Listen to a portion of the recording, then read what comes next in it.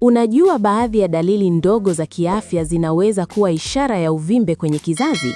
Dalili hizi zinaweza kuonekana kama mabadiliko madogo kwenye mwili wako, lakini zinaweza kuwa hatari ikiwa hazitatambuliwa mapema. Basi, endelea kuangalia video hii ili ujue dalili zote 15 muhimu ambazo kila mwanamke anapaswa kuzijua. Makala hii imeandaliwa na Dr. Mkina, mtaalamu wa afya asilia kwa kutumia mimea tiba kwa lengo la kuimarisha na kutibu maradhi mbalimbali ndani ya mwili wa binadamu. Dr. Mkina pia anasaidia watu kuelewa chanzo cha matatizo mbalimbali mwilini na jinsi ya kuyatatua kwa kutoa elimu sahihi kulingana na tatizo husika. Kwa ushauri na huduma za afya asilia, wasiliana na Dr. Mkina kupitia namba 0748294113 ambazo pia zinapita chini ya skrini ya video hii. Kama ni mara yako ya kwanza kuona video zetu, na kuomba sana bonyeza neno subscribe chini ya video hii na kuwasha alama ya kengele iliyopo pembeni yake ili uweze kupata taarifa ya video mpya kila tunapozi-upload. Bila kupoteza muda, leo tutazungumzia kwa kina dalili za uvimbe kwenye kizazi. Uvimbaji kwenye kizazi unaweza kuwa hatari endapo hautatambuliwa mapema.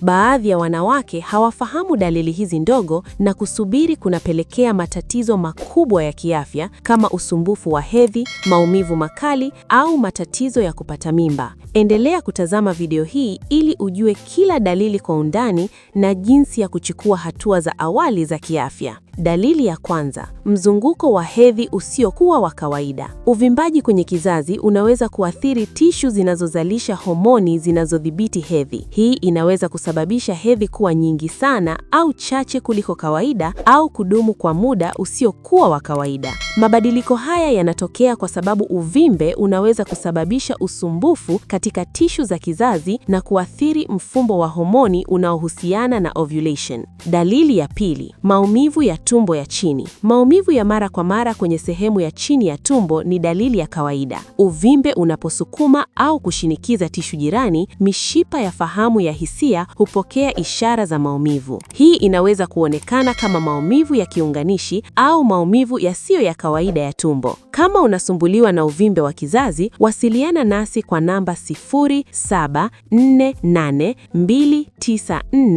0748294113 kupata msaada wa haraka. Dalili ya tatu, mkojo wa mara kwa mara. Uvimbe unaoshikilia sehemu ya kizazi unaweza kushinikiza kibofu cha mkojo au njia za mkojo. Hii husababisha mwili kuhitaji kukojoa mara kwa mara, ingawa kiasi cha mkojo kinaweza kuwa kidogo. Mabadiliko haya yanatokana na shinikizo la kimwili linalowekwa kwenye mfumo wa mkojo. Dalili ya nne, maumivu wakati wa kujamiana. Kuathirika kwa tishu zinazozunguka kizazi au uzalishaji wa uvimbe unaweza kusababisha maumivu wakati wa kujamiana. Shinikizo au msuguano kwa sehemu zilizoathirika hupelekea hisia za maumivu ambazo kwa kawaida hujitokeza mara kwa mara kama ishara ya onyo la kiafya. Dalili ya tano, kuchoka kwa haraka. Mabadiliko ya homoni yanayosababishwa na uvimbe yanaweza kuathiri usambazaji wa damu na oksijeni kwenye tishu za mwili. Matokeo yake ni uchovu wa mara kwa mara hata pale ambapo mtu amepumzika vizuri. Mwili unatumia nguvu zaidi kudhibiti mabadiliko haya na kusababisha hisia ya uchovu wa mara kwa mara. Dalili ya sita, kuonekana kwa uvimbe tumboni. Uvimbaji unaweza kuonekana au kuguswa kama sehemu inayopanda au kuganda kwenye tumbo la chini. Hii ni matokeo ya ukuaji wa tishu zisizo za kawaida kwenye kizazi au sehemu jirani. Uvimbe unaoweza kuguswa unapaswa kuzingatiwa haraka, kwani unaweza kuashiria mabadiliko ya kiafya yanayohitaji ushauri wa daktari. Dalili ya saba,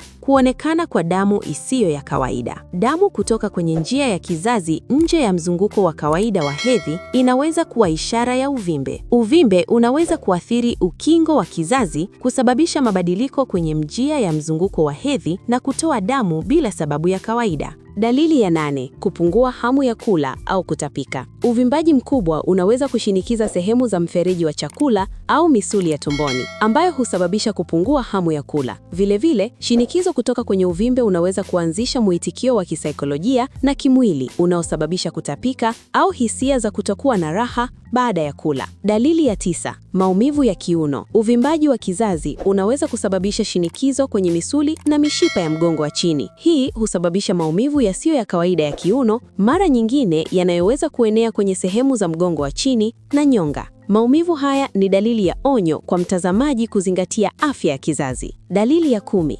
mabadiliko ya homoni. Uvimbe unaweza kuathiri tishu zinazozalisha homoni, hivyo kusababisha mabadiliko katika hisia, ngozi, nywele na hata uzito. Kwa mfano, baadhi ya wanawake wanaweza kuona nywele kuliwa haraka au ngozi kuwa nyororo au yenye chunusi kutokana na mabadiliko ya homoni yanayosababishwa na uvimbe. Dalili ya 11, maumivu ya kifua. Uvimbaji mkubwa unaweza kushinikiza mishipa ya damu au viungo jirani, jambo linalosababisha maumivu ya kifua au hisia ya msuguano. Maumivu haya yanaweza kuongezeka wakati wa shughuli za kawaida au msukumo wa kimwili, na ni ishara kwamba uvimbe unahitaji kufuatiliwa. Dalili ya 12, kuongezeka uzito kwa ghafla. Mabadiliko ya homoni na shinikizo la uvimbe kwenye tishu za mwili vinaweza kusababisha kuhifadhi maji na kuongezeka kwa uzito bila sababu ya kawaida. Uzito huu mara nyingi haujafanana na mlo au mazoezi na unaweza kuwa ishara ya kuathirika kwa mfumo wa kizazi. Dalili ya 13, kuchanganyikiwa au msongo wa mawazo. Mabadiliko ya homoni kutokana na uvimbe yanaweza kuathiri mfumo wa neva na hisia. Hii inaweza kupelekea hisia zisizo za kawaida, uchovu wa akili au kusababisha mtu kuwa na msongo wa mawazo au kuchanganyikiwa kwa mara. Dalili ya 14, kukosa kuzingatia hedhi. Uvimbaji kwenye kizazi unaweza kuathiri ovulation na kuharibu mpangilio wa mzunguko wa hedhi. Matokeo yake ni kuchelewa au kukosa hedhi kwa muda usio wa kawaida, jambo linaloweza kuwa ishara ya onyo la kiafya. Dalili ya 15, mabadiliko kwenye mgongo au mguu. Uvimbaji mkubwa unaweza kushinikiza mishipa inayopita kwenye mgongo au mguu, kusababisha maumivu au hisia ya kudhoofika. Shinikizo hili mara nyingine linaweza kuathiri usambazaji wa damu na neva na kusababisha mabadiliko yanayoonekana kwenye mguu au mgongo wa chini. Kwa haraka, dalili kuu ni mzunguko wa hedhi usio wa kawaida, maumivu ya tumbo ya chini, kuongezeka kwa mkojo, maumivu wakati wa kujamiana, uchovu, uvimbe tumboni, damu isiyo ya kawaida, kupungua hamu ya kula, maumivu ya kiuno, mabadiliko ya homoni, maumivu ya kifua, kuongezeka uzito, msongo wa mawazo, kukosa kuzingatia hedhi na maumivu kwenye mgongo au mguu. Mpaka hapa hatuna ziada. Tafadhali, kama ni mara yako ya kwanza kuona video zetu, na kuomba sana bonyeza neno subscribe chini ya video hii na kuwasha alama ya kengele iliyopo pembeni yake ili uwe wa kwanza kuona video zetu pale tunapo-upload. Like pamoja na kushare video hii ili wengine wajifunze. Makala hii imeandaliwa na Dr. Mkina. Kama unahitaji ushauri wa kiafya au dawa asilia zilizoandaliwa kwa misingi ya kibiolojia, wasiliana na Dr. Mkina. Namba zake ni 07482941 Pia zinapita chini ya screen ya video hii. Kumbuka kuwa Naturemed Supplies inajitahidi kuhakikisha kuwa kila mwanadamu anakuwa na afya njema kutokana na vitu asilia. Asante kwa kutazama video hii mpaka mwisho. Ubarikiwe sana. Tukutane tena kwenye video zijazo.